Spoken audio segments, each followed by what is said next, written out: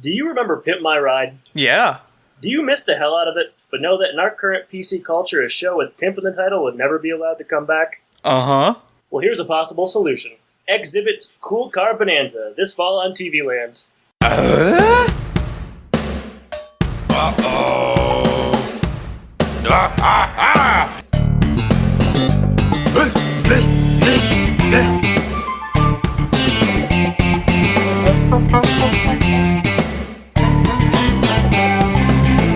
Uh-oh. Does everybody know what time it is? Home Impodcast time. That's right, Binford Tools is proud to present a Home Improvement Podcast. My name is Adam. You all know my co-host, Jordan. Jordan, happy Father's Day, my friend. Thanks, Adam. Happy Father's Day to everyone else out there. I don't really want to say any more because I'm afraid if I do, I'll just screw it up. So just happy Father's Day, everybody. Happy Father's Day, Jordan. We're still getting used to this Sunday night recording time. Boy, it's late. It's putting us in knots. It's hot. At least it's hot here. I assume you live in the Sunshine State. I assume there's sunshine. It seems like we mention it every single episode somehow. Well, people like to feel like they know us on a personal level. I get that note all the time. So, is there any other nickname for Illinois besides like the land of Lincoln? That you're aware of? Well, Chicago's the Windy City, so well, that's close. That's so it. yeah, I guess that that's works. all I got. What's St. Charles? What's the St. Charles motto? Well, St. Charles is the pride of the Fox. It's along the Fox River, so I mean that's probably the closest thing you're going to get. But yeah, this is interesting. We'll talk about it more next episode, maybe or never. But Jordan, how are you today? How's everything been going? We are recording on Father's Day. Yes. Do anything of note? Just spent some time, went to church with the family, went to my favorite restaurant for lunch, and got a nice raspberry sorbetto waffle cone afterwards. What a treat! I bet. Your daughter picked up the tab. She did. It's very nice of her. I don't know how she knew how to do that like 3 weeks after she was born, but even still a sense of monetary generosity. Yeah. We first thing we did was teach her how to balance a checkbook. So, and then you realize that nobody needs to do that anymore with you'd be surprised. You'd be surprised. What did you do today? I haven't done so much today. Yesterday, a bunch of us went to a Tigers White Sox game, and that was fun. But yeah, it was. It must have been 97, 98 degrees. It was the hottest baseball game I've ever been to in my life. They won. It was a good game, but it was, some serious sweat. Scorcher, yeah. But did you guys have any sort of like balcony or anything, or were you just right in the sun the whole time? Sitting in those left field bleachers, so we were baking. But did you bring your sunscreen? Because yeah, man. I don't want you to get skin cancer or anything. Nah. Sunscreen was flowing. A couple of brewskis. Had a hot dog. Things were good. Just it could have been 10 degrees cooler. If you keep taking risks like that, where you have to, you might get heat stroke, you might get skin cancer. I might have to make you take out some sort of life insurance policy. You're gonna want to insure me because I am a loose cannon if ever there was one. I'd say we both are, which is what keeps people coming. That's right. We're loose cannons. I was telling. We usually have really clear, crisp, clean ideas to start off a show, like we say, sure. We're going to talk about this. And I mentioned to you, Jordan, that I found an article, like top TV dads that BuzzFeed had released. It was the very first thing, if you Google, like, top TV dads list, it's the first thing that comes up. It's a BuzzFeed article, and I looked, and there was like 40 of them, and I thought, this will make pretty good fodder. Tim was 12, which, could have been better, could have been worse, I suppose, but Bill Cosby was, taking up the top spot on that list, and I deem that unusable. I hope that's okay. And you tweeted at them to, hopefully they'll rectify that article. But yeah, they should. All they have to do is, top 39, add a new person in or something. But yeah, they should get on that. That's not great. Yeah, I don't know. I don't know what their plan is. It was either we talk about that or we try to talk about the World Cup, which is the flavor of the moment. But I have a feeling that our listeners aren't really into that. I don't like it when you make generalizations like that, Jordan. Well, I know you're not into it. Yeah, so. that's not a generalization. And you are kind of the demographic, so... That's the truth. And I refuse to talk about anything that's not of interest to me.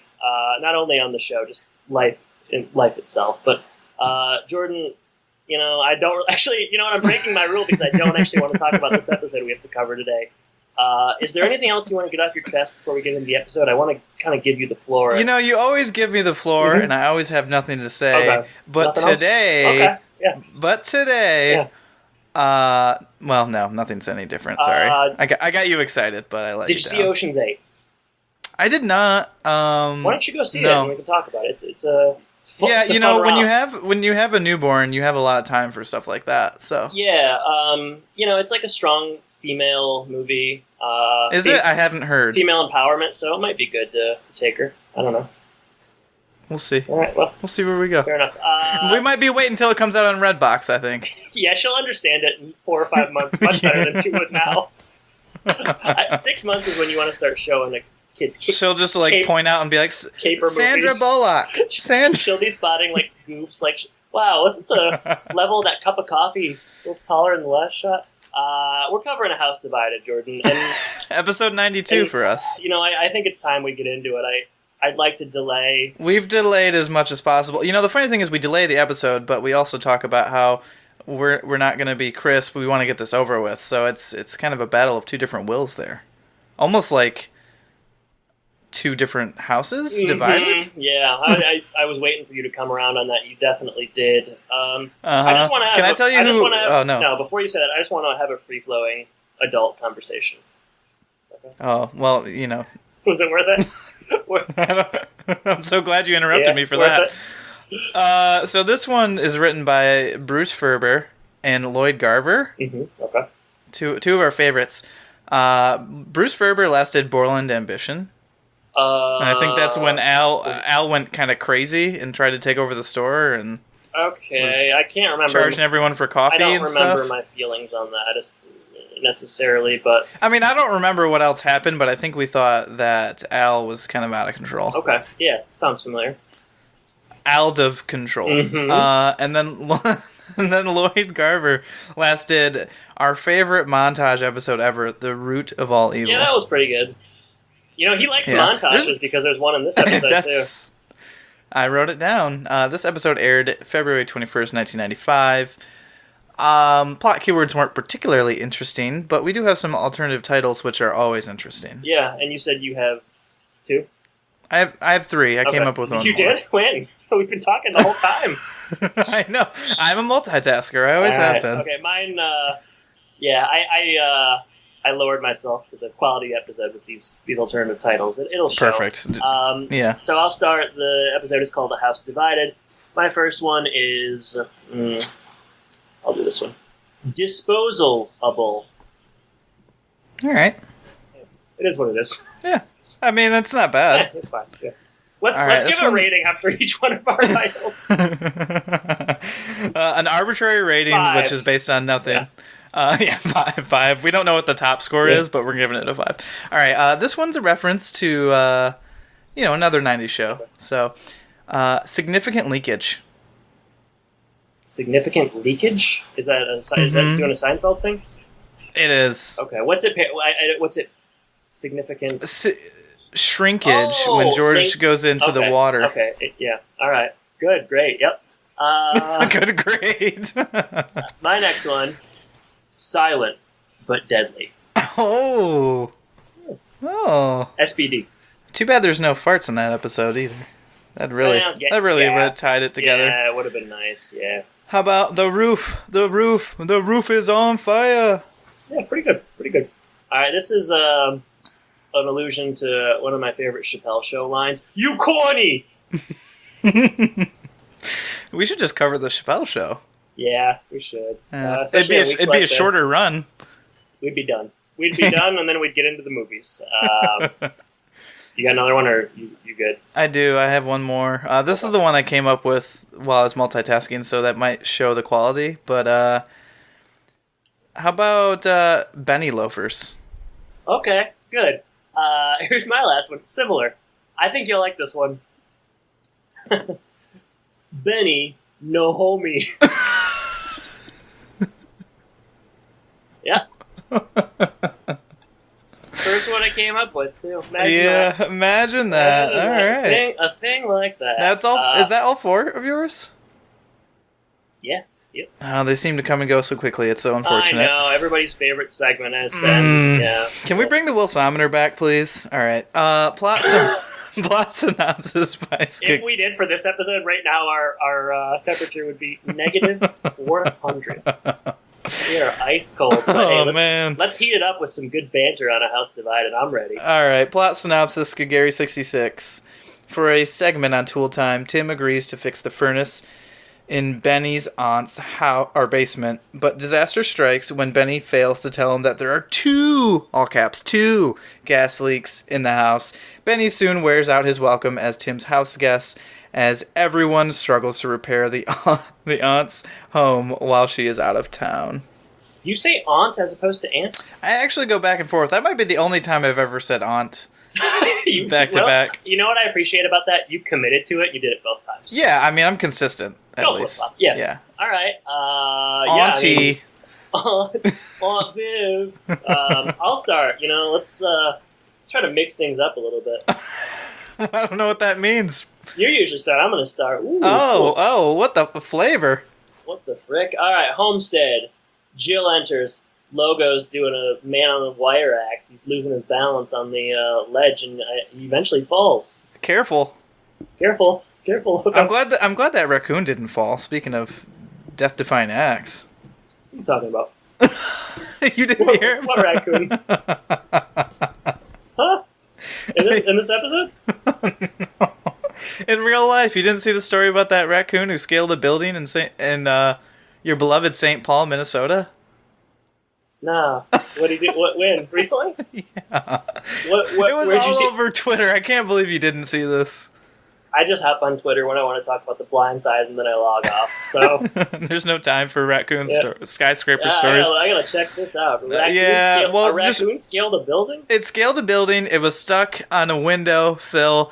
There were some adorable pictures. Eventually, it continued up to the top.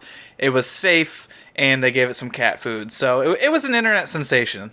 And now it's running for mayor? And it's gonna win. Wow. All right. Sounds cool. All right. Jill enters her own home, and I was confused by what she says, but they do try to clarify. She says, Tim's working on the disposal, and she says, I have to apply for graduate school, or I have to write an essay to apply for graduate school. Weren't you under the impression she was already in graduate school? That's the funny thing. They go on this little rant about, I don't know if it happens in this scene, or I guess it's maybe later. It's later on, they try to explain it, but I really thought that she was already in. I did. Yeah, I did as well. So maybe that was a question everyone had, and they just tried to make us feel stupid. And I guess it worked. I don't know. I felt kind of bad. It was just weird. It's just strange. So she's applying for graduate school. She has to write an essay on why she would be a good psychologist. I got to tell you, grad school applications would require something a little bit more complex than that. Not in the 90s. Yeah, everything was easier in the 90s. Yeah. Like I said, Tim is tinkering with the garbage disposal. Boy, it can take care of avocado pits. Yeah. And many other things. And he starts to demo. He does. He wants to put a whole ear of corn in there, right? Yeah. I mean, he starts it up like a chainsaw. They do the old yank.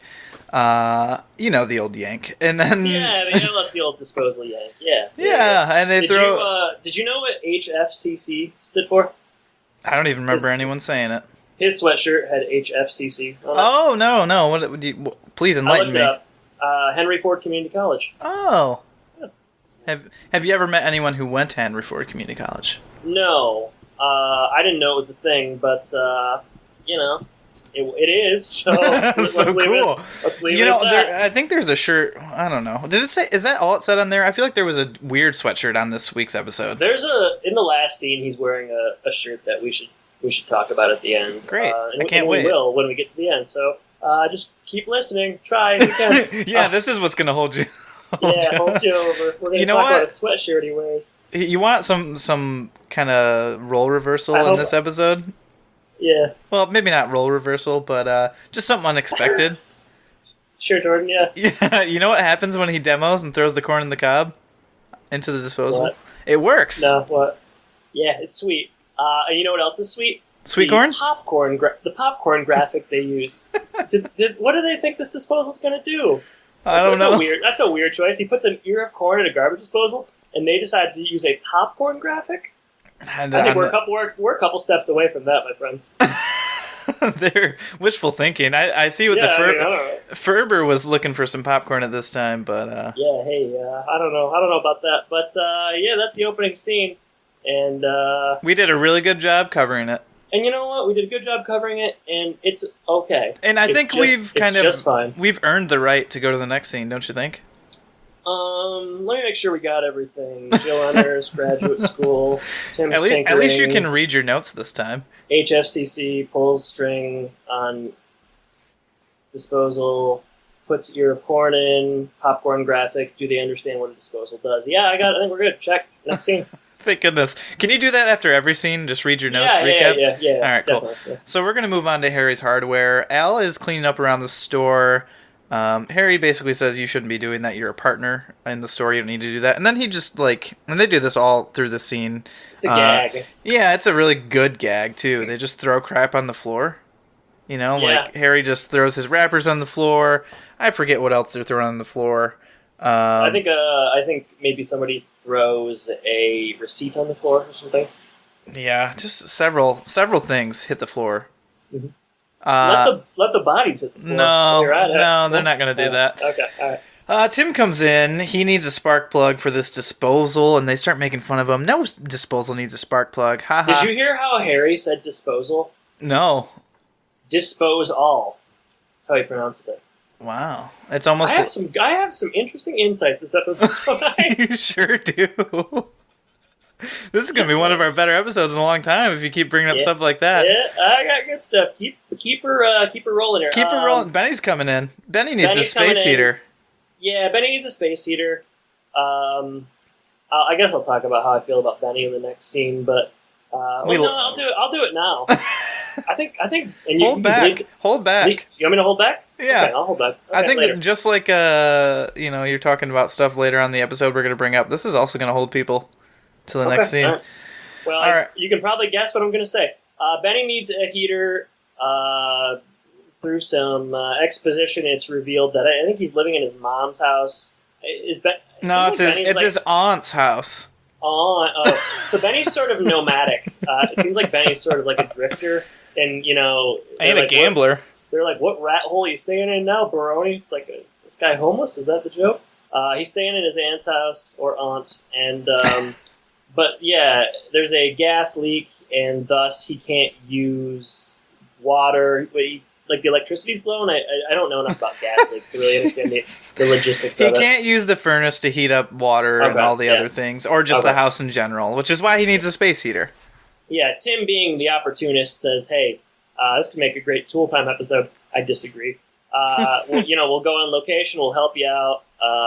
And I think the proof is in the pudding. I don't want you to do it. And Tim says it'll be free. And then, as you said, Benny can't do Monday because... He says, how's Monday at 6 a.m.? And Benny's like, I have a Gamblers Anonymous meeting? Yeah. At 6 a.m.?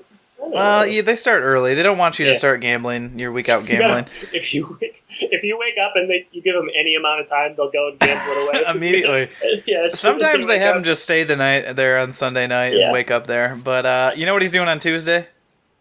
Is he going to AC, Atlantic City or something? He's going to the track. Okay. Like I call it AC. AC Slater? AC. He's going to see AC? 10%. So that's that. I'm not going to do my checklist. I know I hit everything. Yeah, you hit it out of the park if you ask me. Mm-hmm. Next scene. You, me, Dupree. I'll take it. Tool Time on location. I always want to think that... I always look forward to them doing things on location. I think it's going to be cool, or I get sort of excited by the idea, and then it's always kind of disappointing. And this was similar, I would say. They're on location at Benny's house. One of the few laughs I got out of this episode was Heidi says, does everybody know what time it is? And then they cut to Benny, and he's sitting in a lawn chair with a cell phone, and he's like, Tool Time! That was kind of funny. But they're there. They're fixing the gas furnace. This is a long scene with, I would say, a lot of kind of poor banter, and it's also paced kind of strangely. Heidi demonstrates how to fill in the blank. Do you know what she was doing? she was turning off the gas valve. Okay, all right. They enter the basement. Tim hits his head. They bicker about what's going on down there for a while. One noteworthy thing is they mention a product called plumber's dope. So noteworthy. Yeah. What is plumber's dope actually? I never looked it up. I just. Well, so they need something. I'm guessing it's some kind of a putty, maybe, but I could be wrong. But Al mentions plumber's dope, and then Tim kind of acts like he's a hillbilly and does a long kind of, for lack of a better term, redneck diatribe. Did you like this? It was really good. The plumber's dope is to prevent leaks, so I think you were pretty bang on there. Yeah, I wrote down that this was a very long tool time scene, and it's the same joke the whole time, where Tim kind of like struggles to get the cover off, and Al just simply lifts it up because he knows what he's doing. Al struggles to find the gas valve. Al points it out right away. Or Tim struggles to find the gas valve. Al points it out right away. Yeah, it's not like I feel like they could have just done that once. You know, they also do the thing where I think they will like briefly like cut to black to show the passage of time. Yeah, and I think they do that. They do that a couple times to show, and yeah. So they have been sitting crouched next to this furnace for about 3 hours. I mean, they do that, don't they? They do cut to black, and then they. Well, they don't necessarily cut to black. They do like the Tool Time logo, and it kind of goes in a clock motion. Yeah. But yeah, it's the same thing. It does beg the question, like, how long have you been crouched down there for? You know. I don't know. It's hard to tell. It's weird. Tim struggles to get the like you said, they finally get it fixed, and I think it's good to go. And then Tim can't get the cover back on, and that's the bit. Yeah, it's pretty awkward. I would say the whole thing is sort of awkward. I think no studio audience means not the laughs just aren't coming when they're supposed to. Not that the jokes are especially funny. Yeah. But there's kind of an absence of just the studio audience laughing, which is a bit awkward. And I guess that leaves like a little bit of extra time, because I feel like they wait for laughs sometimes, and so you're right. they fill it with extra jokes, which aren't particularly funny. So it's a vicious cycle, I think. Oh, you're so right. So vicious. So they're on set after the show. Mm-hmm. And Al and Heidi are getting some snacks. I think there's some donuts there, which I can go for a donut right now, but I could always go for a donut. An older gentleman comes over. He recognizes them from the show. Pump the brakes. That older gentleman? Yeah. He has a name. What is it? Let me find it. Ralph Manza. Ralph Manza. That's what he says his name is, or is that the actor's name? That's the actor's name. I didn't get the character's name. Why don't you do a bio? Yeah, okay. Ralph Manza. 174 credits to his name. Last appeared in an episode of Boy Meets World. Wow. You know who he played? Uncle Maury. Tuesdays with Maury? Yeah. Also in the 1998 Godzilla movie. I think the 1998 Godzilla movie is when I realized that, like, not every movie that I see is going to be, like, great. You know, like, when you're young and you kind of just, like, watch assume movies are awesome. And you're like, wow, this is... Like, that's my favorite. Every time you watch a movie, it's like your favorite movie. Yeah. That Godzilla movie was when I realized that, you might dislike a movie every now and then. It's bad. I didn't ever see it. I love the old Godzilla movies. See, I'd never seen that. This is the Matt Broderick version. Yeah. Shockingly, he just really can't carry a Godzilla movie. I don't know. I don't want to see Ferris doing, twisting and shouting in front of Godzilla. It's just kind of strange. He's also in Get Shorty, Dave, a film called Fatso, and there's a lot of other. He's in an episode of Friends where he plays the old man, and I know you don't like it when I go through and read everything, so I will stop. Ralph passed away in the year 2000 at the age of 78, but sounds like he was pretty accomplished. Yeah, should I look and see if he comes back? Home Improvement? Please. Hey Jordan, this will be interesting to you. Yeah. He was in 2 episodes of Sister Sister. It's always interesting with Sister. Yeah, I know. And guess what? He played Floyd and Frail Man. Whoa. Yeah. Man, what a man of many, many talents. Many He was talents. in Seinfeld, The Cigar Store Indian. He played Geppetto. But I can't see if he's anywhere. Why don't you keep going? All right. You got me. Give me 3. Oh, he's in an episode of Fresh Prince of Bel-Air. This guy ran the table of 90s sitcoms. This is his only episode of Home Improvement. He plays Sam, and that's Ralph Manza. We can move on.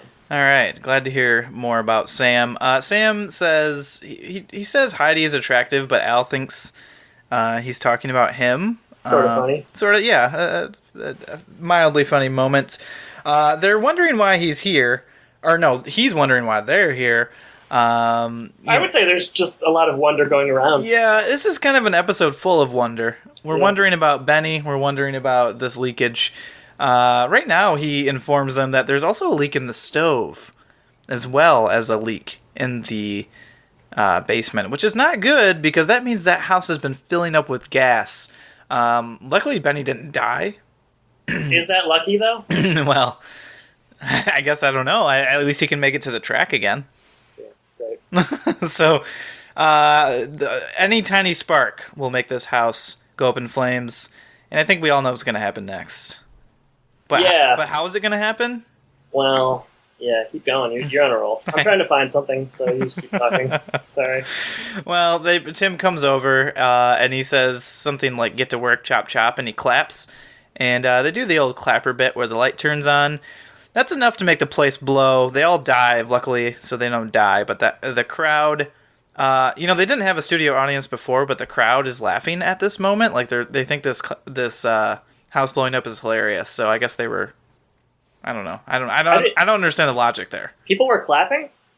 There's like a studio audience laughing to this. Oh, yeah, you're right. Did you mention? You said Benny unplugged everything except for this lamp. Yes. And then I didn't mention that part, but okay. Yeah, there is the lamp. Like, I unplugged everything except for this lamp.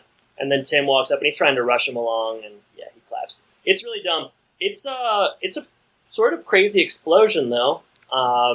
It's on the same level as when that crane dropped that beam. It's a high production value. Did you read the trivia for this episode? No, but I'd like you to enlighten me. Yeah, so let me make sure I get the language right. But the house that they blew up is a facade of Samantha and Darren's house from Bewitched, located in the Warner Brothers backlot. So that was must be they blew it up and never used it again. I don't know. But, so that's it. Sort of interesting. Yeah, I guess so. And when you if you look when they're doing sort of the meet a longer shot of the house, you can sort of tell that it's not a real house and just sort of a fake front. But yeah, they should have given a nod to Bewitched. They should have done that. Was that think Benny should have wiggled his nose a little bit? Yeah, what was that about? I don't know. Yeah. So let me just talk about. Let me just ask you this, Jordan. What Please. What do you think about Benny? I don't understand why anyone's friends with Benny. Benny's you gotta bleep this out, Jordan. I think Benny's a piece of I'm sorry, I hate to say it. We felt really bad. We felt really bad for when what we thought drowned Benny in that bathroom thing, or no, I guess that was kitchen. It was like the man's kitchen. I'm kind of thinking they had it right initially. Yeah, he's. I thought the Benny character was really funny when I was young, and now I'm watching and I'm thinking this guy's awful. I mean, really. We'll get to later on what he does and doesn't do, but yeah, this character sucks, man. Yeah, I can't imagine that anyone would actually be friends with this person. Yeah. Me either. So shall we carry on? I guess we have to. Yeah. So we are home, and the boys are running wild, and Jill is upset because she's trying to write this essay.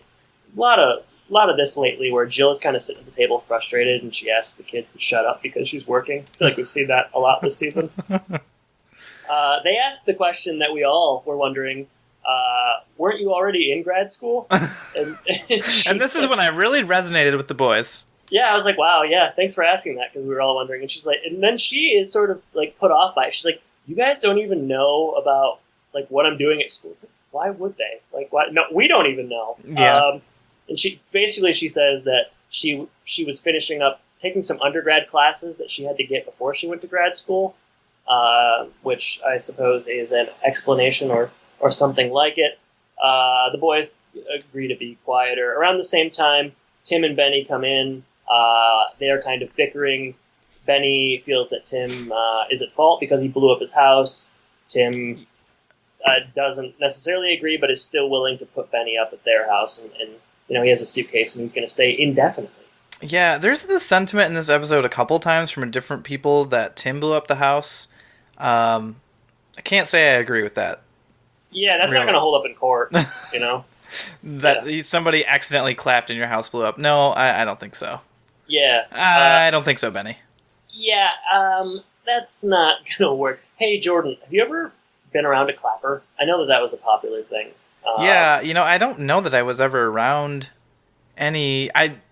we saw the commercials. I don't want to speak for everyone, because I know you hate generalizations, but it seemed like most people I was around thought that was a really cool concept, but I don't remember anyone owning them.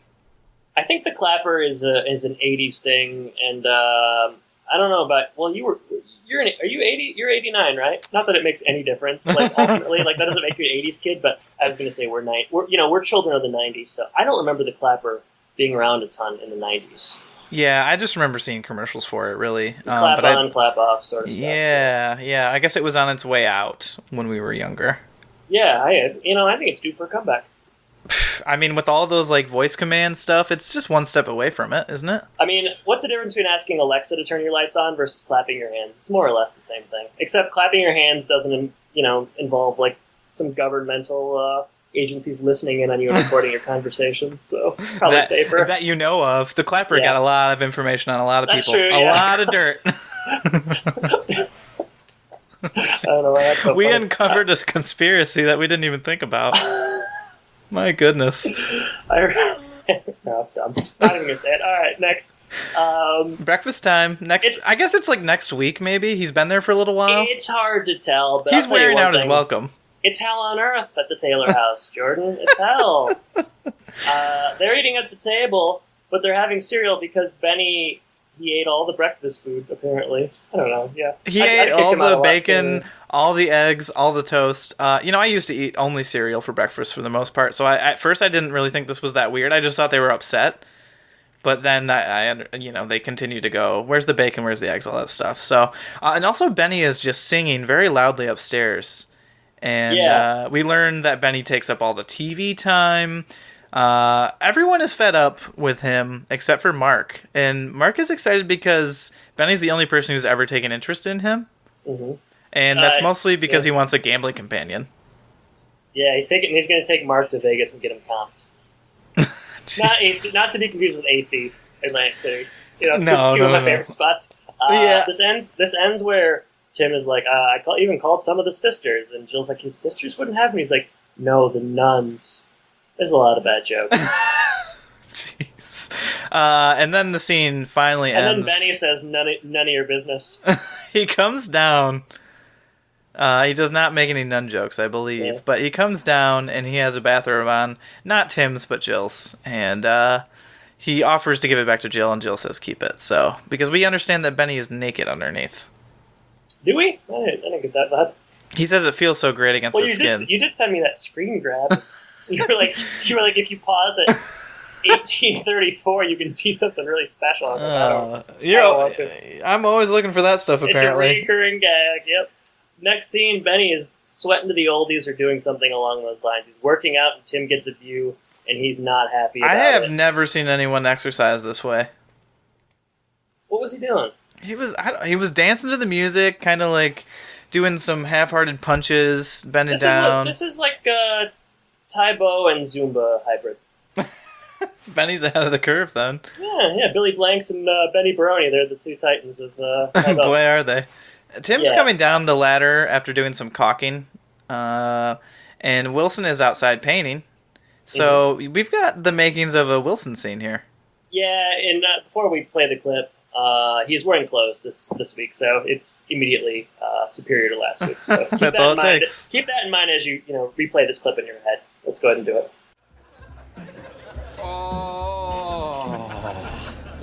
Neighbor, are you okay? Oh, yeah. I think I'll recover. I just saw something no human being should look at. Benny Baroni doing pelvic thrusts. Whoa. I hope for his sake he doesn't get stuck in that position. Hey, how would you like to have a roommate for a little while?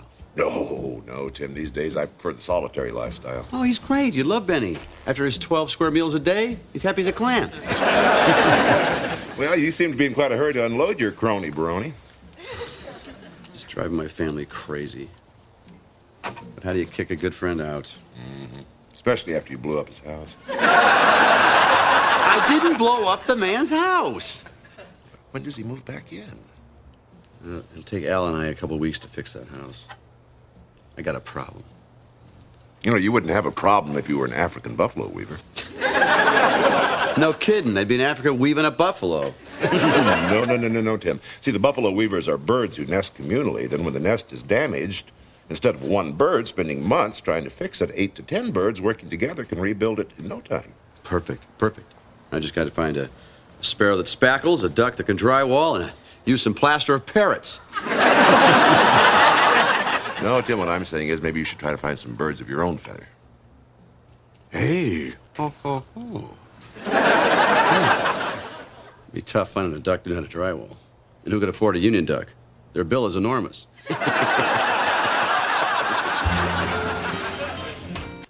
So yeah, Wilson's outside painting. It's winter, so he just continues to do weird things outside. Bit of a subversion, because usually we think of it as being summer out there. What was that? What I used to say? Was it something about the flowers or the something I wanted to talk about? There's that one episode where you're like, I don't know if you noticed, but the flower. I don't know. I know what you're talking about. Where you said like 4 times that the flowers were in bloom, so we knew it was spring.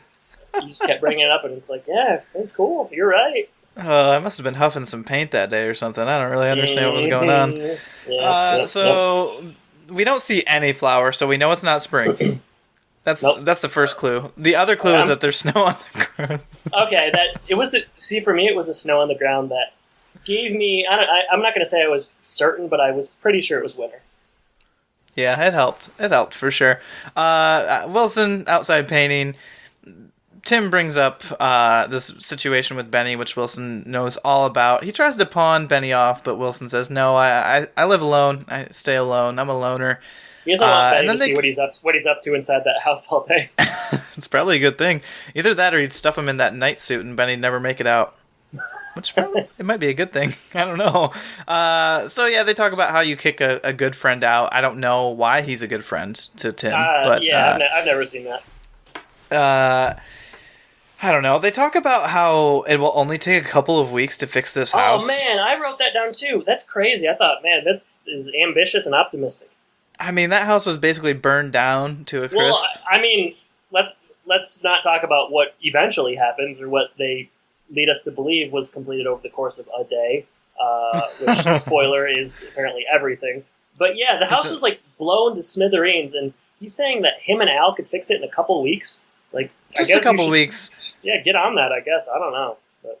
I mean, don't they have jobs, too? I've got a lot of questions about that. But, Wilson has some... It's a month-long home improvement renovation. Tool time on location. Yeah. I mean, they would have a lot of content to get through. But Wilson brings up the African buffalo weaver, which is an animal. And it's, the lesson of this animal is that the whole community comes together and they're able to do things much faster and rally behind each other. There's also, I wrote down duck joke. I don't remember what the duck joke is. Did you get that? I remember that it involves union. It's like union dudes. Oh, duck bill or something? Yeah, I don't know. Also, Jordan, I don't know if we should be bringing up jokes we don't remember necessarily. That's just where I'm coming from. I thought you were the joke guy, so you wrote all that stuff down. Some weeks. Not this week. So that's the Wilson scene. Yeah, many hands make light work. That's right. That's it. You wrote down that quote, and it's probably better that you did. That's paraphrase. That's a paraphrase. They didn't even say it that overtly, but it's you see where things are heading. Tim's going to enlist the help of some of his closest friends and family. So we got kind of a who's who of home improvement characters. We got the three boys. We got Jill. We got Heidi, we got Wilson. They're all waking up. We got Harry's Al, there. Harry. They're all waking up at 5 a.m. to get things started. And, his family's not feeling great about it. But when Tim relays that, hey, and I don't know why he needed to relay this, why it wasn't just sort of, pretty clear.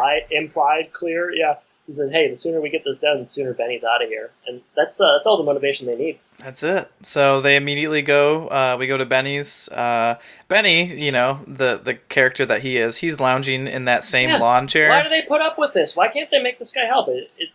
unfathomable. I wouldn't... At the very least, they should take that chair away from him. Yeah, take the chair away. The chair is just like flaunting his laziness. They should make him not be there because he's eating donuts in a lounger. You know, he's playing cards with Mark later on. Yeah, it's crazy. This is that montage we were talking about. Everyone's hard at work. Cool. People are fixing stuff. It's opera music, I believe. I don't know the exact song. Jill would know. Operatic. Yeah, she would know. We get a lot of things here. I don't know what you want to touch on. I think we need to run through all of them. All right. Benny hustles Mark at some point. And makes Mark pay. He sure does. Tim almost claps again. I didn't catch that. Yeah, well, it would have been a disaster. Benny's loafing around. Brad ogles Heidi.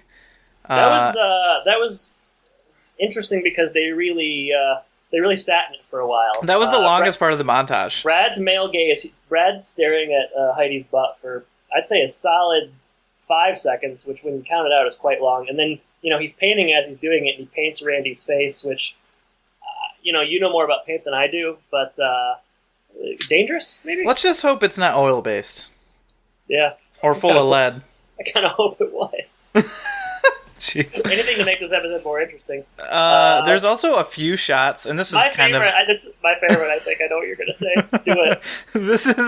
This signifies all the work they're getting done.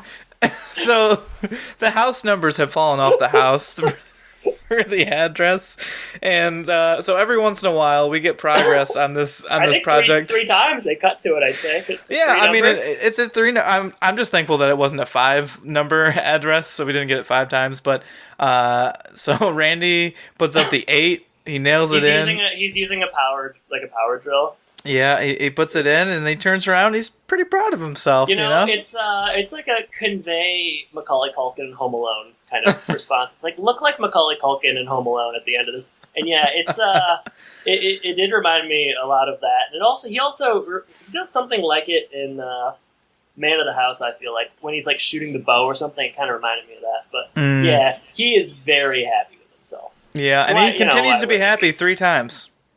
3 times. And, that's a good work if you can get it. But yeah, we're working. Somebody throws something up to Wilson. Wilson's there. He's wearing like a gas mask.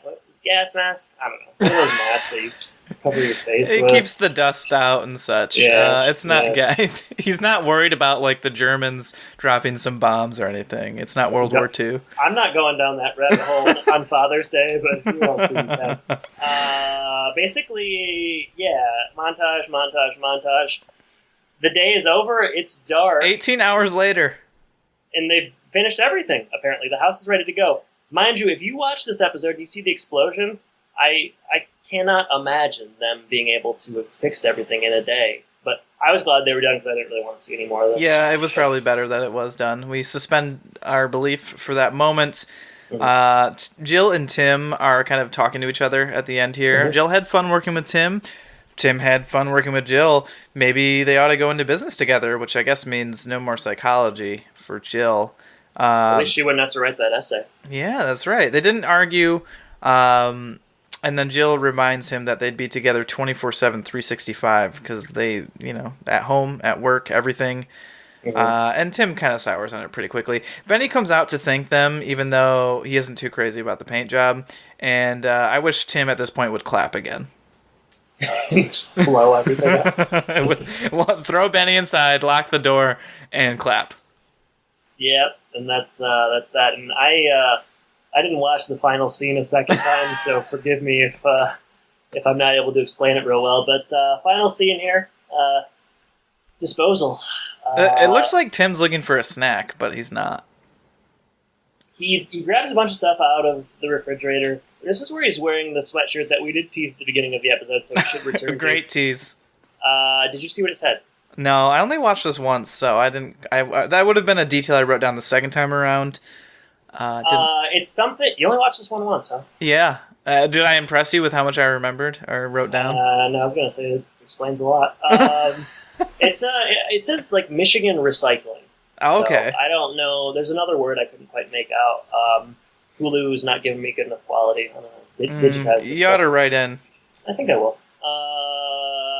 So this is heightening. This is classic joke structure. Puts in an ear of corn, puts in a salami. I don't know if he puts in like a broom or something. Eventually, he goes outside, very quickly grabs an entire tree branch. He does a hockey stick as well.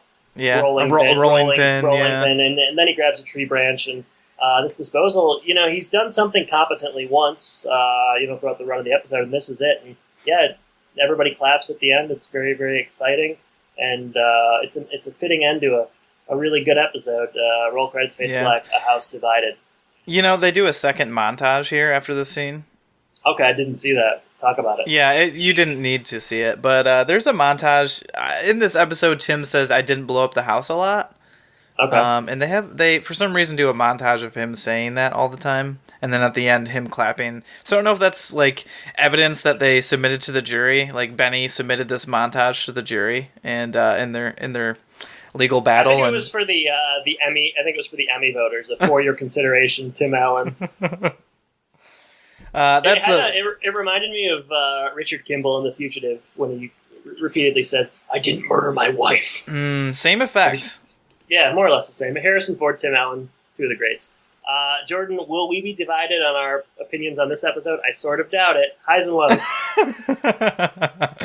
I don't have many highs. I'm going to start with lows, I guess. Benny is... I don't know. Again, I don't know why. There's not even one slice of him being redeemable, which would have been nice for them to throw in. He's just kind of a pain all the way around. I guess I liked that Tim made something that works, even though it doesn't seem super practical. I don't know that there's a lot of branches they need to throw down in the garbage disposal, but it's good that he did that. They kind of get the whole gang together, which I know you like. It wasn't necessarily a plan coming together, but the gang got together. Yeah, I mean, it didn't really work for me because, like you said, there wasn't much of a plan. So. Yeah, it was okay. The episode overall, just not really great. I don't know. I feel like they would have just shipped Benny off to a hotel or something in real life, but I don't know. Especially that long scene, the tool time scene where there's not really a studio audience at the beginning, and so they keep making those jokes, and Tim is kind of incompetent, and Al is fixing things. It's too much of the same thing for me, and it's not anything too new. So, not my favorite episode. We'll see what we got coming up next. What do you think, Adam? What do you think about A House Divided? I don't like it really at all. Highs. There were a couple of lines I laughed at. I remember laughing when Heidi asks, does everybody know what time it is, and they cut to Benny. Yeah, that was the Benny sort of line, funny. yeah. But other than that, I'm trying to think, are there any other highs? Well, it was nice to know what Jill's situation, her status is in terms of grad Thank goodness. school. Yeah, have that answered. But no, I don't like this episode. I think, I find the Benny character just sort of reprehensible, just like annoying. Like you can't have a character that is just total buffoon every once in a while. Maybe you got to try to make him human or humanize him a little bit. So basically not liking Benny. This episode revolves around Benny, so it's hard to like the episode. I think a lot of it sort of defies logic as well. Just the 1 day turnaround time, the house exploding. I guess that was fine. The effect was okay with that. It's one positive thing I'll say. But I don't like Benny. It was that, like you said, that scene, the tool time on location went on a long time. It's sort of awkward. There aren't a lot of good lines. It was just stupid. And the disposal stuff, I don't know. It is good to see something work that Tim creates, but I just don't find that kind of joke funny, personally. And I know the studio audience did, but I don't know. Tree branches going down in disposal isn't really my idea of humor. At least not anymore. So, I would say bad episode overall. It's back-to-back, right? Back-to-back bad episodes. But before that, we had a string of 5 or 6 good ones. Hey, we were due for a string. Maybe we'll break it next week. We'll find out. I hope so. Let's move on to Sean's social media corner. What do you think? You sound unsure, but I'd like to do it. I wasn't sure if it was going to be corner this week or roundup. Roundup. It is nice to have the option. Yeah. So if you want to reach out to us, go to thehomeinpodcast.com. We're on Twitter at Home Impodcast, Facebook.com/Home Impodcast. If you'd like to support the show, you can do so for as little as $1 a month at Patreon.com/Home Impodcast. We're always looking for people to support the show and give us the opportunity to do bigger and better things. So will you be our next patron? Will you get access to the awesome script that Adam wrote? There's only one way to do it, and that's to donate on Patreon. So you can do so as little as like $12 a year. My goodness, what an investment! I tell you what. Adam, Gordon, what's going on Twitter? All right, I was hoping you'd ask. Twitter this week poll: when did you first get invited to a boy-girl party? 9 total votes. Not gangbusters here. 11% said 17 to 18 years old. 22% said 14 to 16. 22% also said 12 to 13. And 45% of our listeners said they've never been invited to a boy-girl birthday. I don't want to weigh on this a lot. I think people are pranking me, or I feel bad. I don't know. Maybe a lot of our listeners are like 10. I've never gotten that vibe before, but it's possible. Other things of note, at Podcast Delivery, which seemingly is a podcast, I don't know. It's a newsletter type of... Yeah, they shouted us out with a nice little blurb, so we appreciate that. There was also something from... it's basically the 1-year anniversary of our Richard Karn interview. We've accomplished so little since then. No, the other thing I wanted to shout out was at Tommy Oler on Twitter. He tweeted at us, and it looks like he wrote a parody installment of Home Improvement and performed it in front of a live studio audience, or a live audience, I guess it was in a studio, and released it as a podcast, and it's called Let's Write an Episode Live, Home Improvement. So if you like our show, you like Home Improvement, you might want to download that and check it out. He said he's a fan of Home Impodcast, and if he's lying, we're going to take this plug out in post. So. Yeah, I want to hear his favorite episode that we've covered. Yeah, what's your favorite bit of ours? And don't say the Wilsometer, because everybody knows that. And you know what? If he's a true fan, maybe we'll listen to his podcast and do an episode on that. Let's not bite off more than we can chew. I'm just looking for more content, Yeah, that's great. Yeah, we need more. Jordan, I know it's my turn for a question, and I'm going to need a second to come up with one. Of course you are. So, let's take care of this. Jordan, thematically, donuts play a major role in this episode. Huge role. And, anybody that didn't notice that just didn't watch the episode very closely, I guess. So they might as well just name this a Donut Divided. Dude, donut, talk to me. Jordan, what's your favorite donut? Ooh. I am partial to the VG's donut. Can you tell people what that is? No, it's just the VG's donut. No, my favorite that they have like cakey donuts, not like the fluffy ones. I like the cake ones. And my favorite there is a sprinkled donut. You're talking VG's the grocery store? Yeah, I'm always talking VG's the grocery store. Their donuts the best? Yeah, I do. Have you had a lot of other donuts? I've had several from many different places. Hundreds of other donuts. I mean, I might have had donuts from upwards of 15 places in my life. Hey Jordan, you think you had more donuts than me? Well, I don't think so, bro. Sounds like we got a donut challenge. Sorry, VG's donuts. VG's donuts. I like a lot of theirs. Sprinkled. Powdered sugar. My favorite is sprinkled with vanilla, kind of the vanilla on the top. Powdered sugar is good. I like a good old-fashioned plain donut as well. Mm-hmm. They have a place down here called Duck's Donuts. We had a great duck joke in the episode.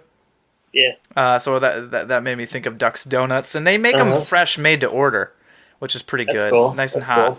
Cool. Better than VG's, the grocery store. No. Nothing's better. That's your favorite donuts. The sad thing is that I have to go early when I go home. I make sure to go to VG's and get as many as I can. But I have to get there early. Anybody eating VG's donuts? I think you're the only person that's ever done it. Adam, we're gonna have to make a pilgrimage, and I'll show you what it's all about. Yeah, if we're ever back in Davis at the same time, going to VG's is definitely that'll be a sure sign of the apocalypse if we're both there at the same time. That's true. Yeah.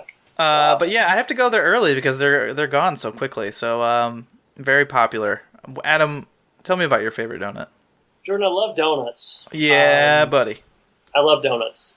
In terms of my favorite spot, I'm going to get to that, but donuts are probably one of my favorite desserts. I have fond memories of eating donuts as a doughy child, and as a less doughy adult, I still enjoy them.